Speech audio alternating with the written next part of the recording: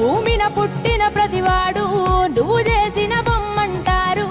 ఒకడెందుకు చక్కగా ఉంటాడు, ఇంకోడెందుకు తిక్కగా ఉంటాడు.